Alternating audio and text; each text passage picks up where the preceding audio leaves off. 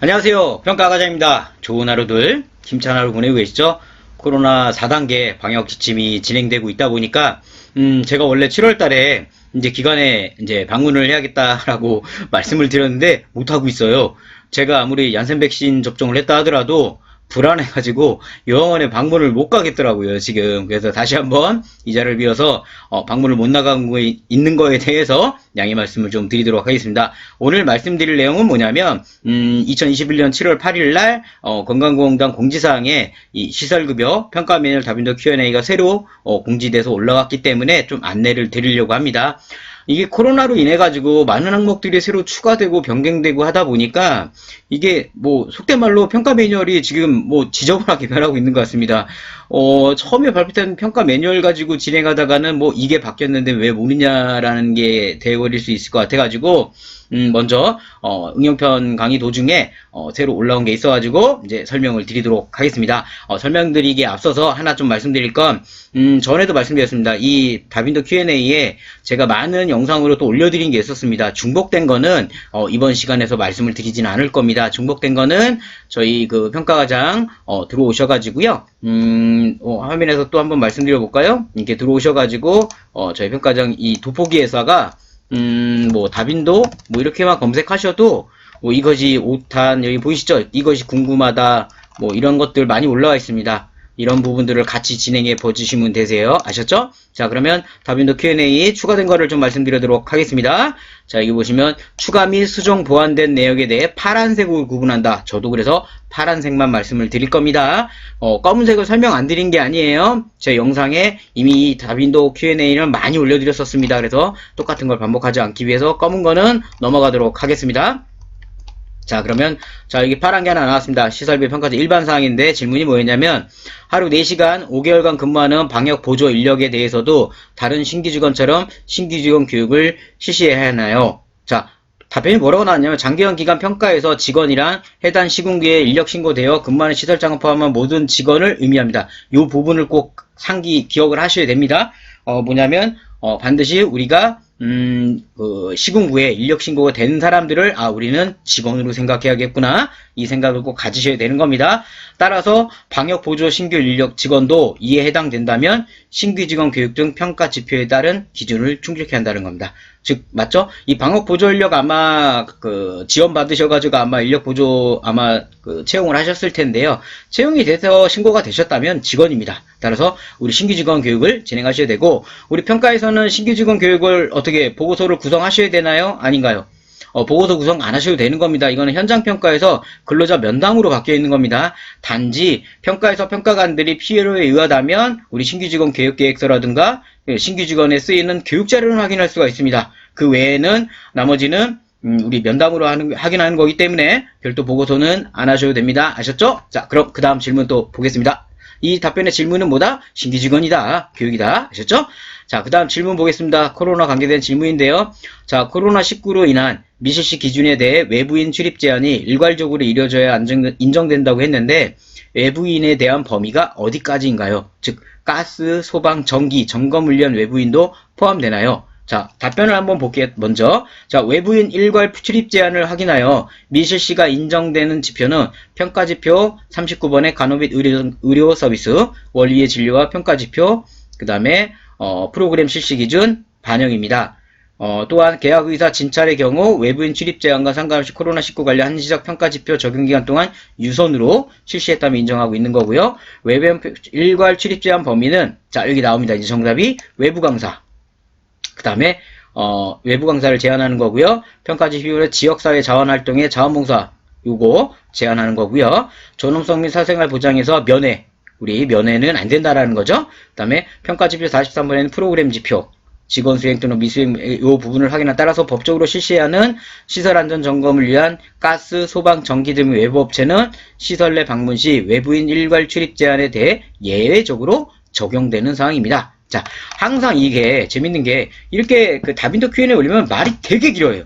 그죠? 그래서 가끔 읽다 보면 저도 결론이 뭐야 이게 결론이 그래서 된다는 거야 안 된다라는 거에 대한 부분이 있는데 결론은 전기 소방 가스 점검은 기관 필수 점검 사항입니다. 따라서 이거는 외부인 출입 제한에서는 제외된다라는 겁니다. 따라서 이 점검은 들어와야 된다라는 거고 나머지 평가에서 이제 외부인이 안 들어오더라도 우리가 경고나 심각 단계에서는 인정해준다라는 항목은 뭐였냐면 아까처럼 뭐 프로그램 외부 이건 자체 직원으로 진행하라는 거고요. 그 다음에 우리 자원봉사 는 안 오더라도 그 기간 안에 인정해 줬다는 거고요. 그 다음에 우리 촉탁이 선생님이 14일에 한 번, 한 달에 2번 와야 되는데 그거는 전화로 해도 인정하겠다는 겁니다. 자, 아셨죠? 이 항목에 대한 질문 답변은 뭐다? 소방, 전기, 가스 점검은 들어와서 진행을 하되 그 다음에 아까 말씀드렸던 자원봉사, 촉탁이 이런 부분들은 심각 경고 단계 이상에서는 우리가 외부인 출입 제한을 해야 되다 보니까 평가에서는 인정을 한다라는 부분입니다.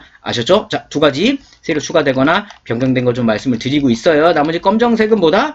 지난 저의 영상을 보시면 됩니다. 아셨죠? 자, 평가지표 3번 운영위원회에 대해서 또 파란색 글씨가 나왔는데요. 질문을 한번 볼게요. 운영위원회 구성 중 외부 인사의 기관의 대표자 및 종사자가 선정되어야 하나요? 이런 부분이세요. 자, 답변을 보겠습니다. 운영위원회의 운영 취지는 다양한 경력을 가진 위원들이 서로 의견을 교환하고 논의함을 통해 급여 수준 향상 및 투명한 기관 운영을 유도하기 위함입니다.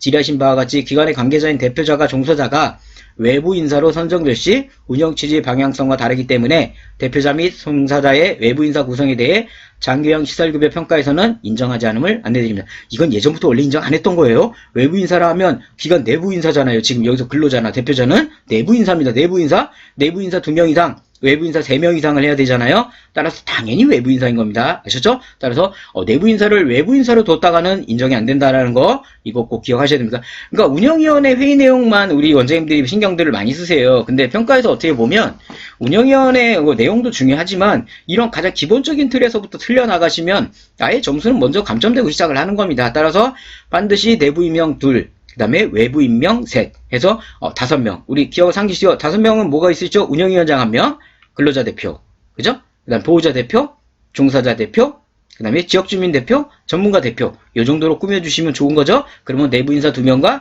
외부 인사 3명이 다 포함되는 겁니다. 그 외에 10명을 하시는 12명에서는 상관이 없어요. 근데 운영위원회 3분의 2 이상 출석 뭐 이런 그 운영규정 안에 그런 규정들이 있습니다. 그러니까 운영위원회 명단을 너무 많이 하시면 좀 안 좋다라는 거 하실 수 있으면 좋은데 지금 같은 코로나 상황에서 운영위원회가 너무 많을 경우 참가 부분에서 물론 평가의 감점은 아닌데 운영규정에 뭐 운영규정을 개정하기 위해서 운영위원회 몇 분의 2가 참석해서 몇 분의 2 동의에 의해 가지고 우리가 운영위원회 규정을 수정한다든가 운영규정을 수정했다는 얘기가 있는데 그 부분에서 다 감점 사유가 발생을 해요. 그러니까 운영위원회를 너무 많이 설정하시는 건 그렇게 좋은 제가 거라고 말씀드리진 않습니다. 아셨죠?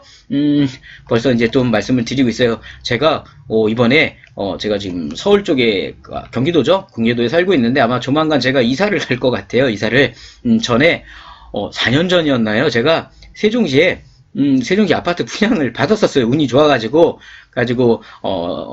아마 올해 이사를 갈 것 같습니다. 이제 수도권 생활을 벗어나서 이제 세종시 충청도 쪽 이제 내려와서 아마 살 것 같은데 좀 오래된 아파트에서 계속 살았었어요. 이게 네. 물론 뭐 테라스도 있고 좋지만 새 아파트에 간다고 하니까 또 기분은 좋더라고요. 그래서 사전 점검도 진행을 하고 했는데 이게 어쨌든 몰라요. 그 분양 당첨된 거라 뭐 저기 되겠는데 좋습니다. 층도 고층입니다. 30층이 넘어갑니다. 30층이 넘어가. 그리고 또 세종시로 이사 가다 보니까 주변에서 공무원이냐고 많이들 물어보시는 세종시로 간다고 하면 다들 공무원이라고 생각하시는데 아닙니다. 지금 이렇게 영상으로 설명드리는 저는 하과장입니다. 아시죠? 자, 다음 항목도 볼게요. 또 운영위원회에 또 포함된 게 있는데 대표자가 운영위원회 위원이라며 어느 분야에 포함시켜요? 이거 질문 정말 많아요. 대표자는 기관의 대표 관계자이므로 외부 인사를 인정하지 않으며 만약 시설장 겸 대표자거나 종사장 겸 대표자인 경우를 제외한 대표자 단독일 경우 시설의 장, 종사자 대표에 속하지 않음을 내부 인사인으로 부정합니다. 자, 무슨 얘기냐면 우리가 솔직히 대표자가 기관 운영에 관여를 안 하잖아요. 그죠? 우리 사업장 그 대표자잖아요. 사업장. 그 외에 우리가 운영하라는 거 보통 우리가 시설장님들 또 그렇죠? 시설장님들이 운영을 하시잖아요. 그래서 운영위원장에는 보통 시설장님을 두시는 거죠. 대표자를 두는 게 아니에요. 근데 예를 들어서 만약에 대표자가 이면서 뭐 복지사라든가 이런 부분이 있어가지고 이제 우리가 만약에 저기를 한다면 뭐 그런 건 가능하다 이거예요. 근데 단독인 그냥 대표자인 거예요. 기관 운영에 관여를 안 하는 그런 부분은 내부 인사에 인정 안 된다라는 겁니다. 아셨죠? 이럴 경우에는 그런 거죠. 그냥 운영위원장, 뭐 시설장, 그 다음에 뭐 내부 인사, 내부 인사의 대표자를 두는 거죠. 그 대신 내부 인사를 3, 4명을 넣어야겠죠. 그죠? 자, 우리 기관의 운영위원회 명단이 어떻게 되어 있는지 반드시 확인하셔야 되는 겁니다. 자, 다음 파란색도 볼까요? 아, 또 운영위원회입니다. 이게 운영위원회가 지금 평가 때문에 참 진행하기 힘들었는데, 많이 나오네요, 질문이. 종사자겸 대표자인 경우 운영위원회 위원으로 구성이 가능한가요? 이거 위에랑 같은 얘기죠? 종사자 겸 대표자라면 내부 인사로 가능하다는 겁니다. 같은 내용이죠. 중복된 겁니다. 자, 2개 한 번에 정리를 해드렸습니다. 다른 건 또 파란색 글씨니까 넘어갈게요. 파란색입니다. 파란색은 기존의 설명을 다 드린 거예요. 그죠? 이사 간다고 생각하니까 아마 이사가 한 4개월 남은 것 같은데, 너무 좋아요. 새 집에 처음 살아봐요. 제가 올해 이제 45, 45년, 결혼은 제가 이제 16년 됐나요? 저희 딸이 지금 이제 중3 올라가는데, 처음으로 이제 새 집에 가서 산다고 하니까, 가족 전체가 좋아하는 것 같습니다. 여러분들도 열심히 청약통장 가입하신 다음에, 청약으로 내 집 마련을 꼭 하시기 바랍니다. 자, 그 다음에, 자, 여기 보겠습니다. 파란색이 하나 또 들어있는 게 뭐냐면, 직원의 역량 강화를 위한 교육이란 어떤 교육이 해당되나요? 라는 부분에서인데, 파란색이 뭐냐면, 신고된 직종과 연관된 교육이어야 한다. 그죠? 증강은 역량은 뭐냐면, 급여 직원에 대한 업무 분장. 즉, 무조건 교육이라고 해서 역량화가 아니라, 소위 말해서 우리 직원들이, 우리 요양원에서 근무하는 근무와 관계된 교육이어야만 이 직원의 역량 강화로 인정한다라는 거죠. 뭐 예를 들어 사회복지사님이신데 뭐 사회복지사 2급을 갖고 계셨어요. 근데 1급을 따기 위해서 노력하신다. 그래서 그분에게 우리가 어떤 직원 역량 강화를 우리가 도와주고 있다. 이런 건 인정한다는 거죠. 예를 든다면 또 예를 들어 뭐 기관 안에서 요양보호사님이 근무하시는 분이 있는데 예를 들어 뭐 조리사 자격증을 따가지고 나는 조리사로 한번 근무를 여기서 해보겠다. 이런 것도 가능한 거죠. 직책에 연관된다면. 근데 연관되지 않는다라는 건 안 된다라는 겁니다. 아셨죠? 자, 다음 질문 한번 또 보겠습니다. 급여 인적자원 개발인데요. 인지기능 선별검사 시스트 교육 외부에서 받은 급여중 지침 교육 시사설 전산 프로그램을 이용한 전산 교육도 역량 강화 교육으로 인정이 되나요? 자, 답변 볼게요. 필수적으로 평가지표 수행을 위해 이수하는 교육은 불인정하면 안내드립니다. 자, 이건 제가 기본편이든 응용편이든 급여중 역량 강화 교육에서 인적자원 개발에서 말씀드렸던 건 뭐냐면, 우리가 기관에서 우리 필수해야 되는 교육들 있죠. 급여중 지침 교육이라든가 운영규정 교육, 근급교 교육 이런 것들은 역량 강화 교육이 아니에요. 그죠? 여기서 처음에 말씀드리고 있는 그 부분을 지금 말씀드리고 있는 거예요. 그렇죠? 그래서 따라서 외부에서 받은 급여지금 지침 교육이라든가 통합적 사정 항목이 인지기능 평가 동은 시스템 사용에 이런 거는 이건 역량 강화 교육이 아니라는 겁니다. 아셨죠? 그러니까 쉽게 얘기하면 우리 역량 강화는 우리 기관에서 자체해야 되는 그런 교육을 뺀 거예요. 아까처럼 말씀드렸죠. 다른 뭐 자격증을 따겠다라는 등 기관에 근무하는 거에 관계된 것들, 이게 역량 강화로 봐주시면 되는 겁니다. 자, 사설 전산 프로그램 이용을 위해 제공하는 전산 사용 방법 교육은 단순 이건 제가 웃고 있는 게 뭐냐면, 이거 당연히 안 되죠. 이거는. 왜냐하면 이건 형평성에 어긋나는 거예요. 왜냐하면 전 요양원들이 모두 전산 시스템을 쓰는 게 아니잖아요. 그죠? 그러면 여기서 공단에서 만약에 사설 전산 프로그램을 쓰는 거면 역량 강화 인정하겠다고 하면, 그럼 안 쓰는 기관들은 어떡하라고요? 여기서 현지방에서 문제가 돼버려요. 그래서 여기서 뭐라고 나오냐면, 사설 전산 프로그램 이용을 위해 제공하는 전산 사용 방법 교육은 단순 시스템 교육으로서 수급자에게 제공하는 급여에 대한 서비스로 연관 지을 수 없다라는 겁니다. 아셨죠? 그러니까 저런 건 급여 제공 역량 교육이 아닙니다. 아셨죠? 자, 오늘 제가 우리 다빈도 Q&A 먼저 말씀을 1차로 드렸습니다. 어떠셨어요? 이 다빈도 교육만 제가 10번을 넘게 이것이 궁금하다 1, 2, 3, 4, 5, 6탄 뭐 다빈도 Q&A 교육도 영상도 한 3, 4개 계속 올려드렸는데 계속 추가되고 있어요. 계속. 그죠? 근데 이런 게 또 변화된 거를 빨리 파악하시는 게 또 중요해요. 그래서 아마 이거를 7월 8일 날 올라왔길래 정리해서 지금 말씀을 드리고 있는 겁니다. 교육이 영상이 마음에 드셨다면 구독과 주변 많은 홍보 부탁드리고요. 다빈도 Q&A 영상은 또 계속 올라올 겁니다. 끝까지 한번 영상을 시청해 주시기 바랍니다. 자, 저는 평가 과정이었고요. 좋은 하루 보내세요. 감사합니다.